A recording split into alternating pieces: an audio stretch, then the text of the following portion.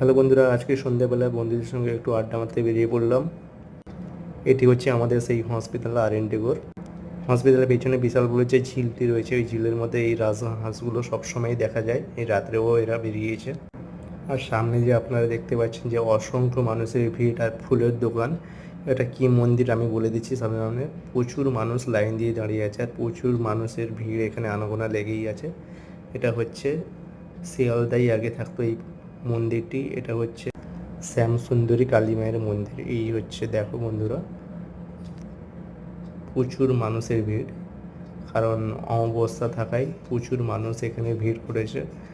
মন্দিরের ভিতরে আমরা এই মুহূর্তে প্রবেশ করব। মন্দিরের পেছন সাইডে রয়েছে বিশাল বড় একটি শিবলিঙ্গ।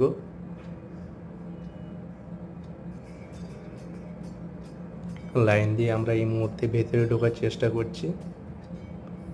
যে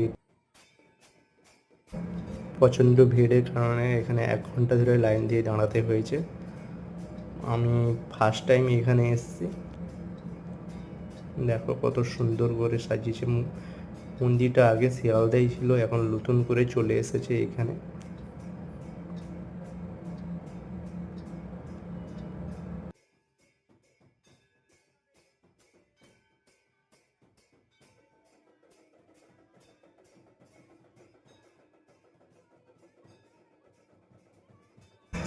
কেমন লাগলো বন্ধুরা, কমেন্ট করে জানিয়ে দেবেন।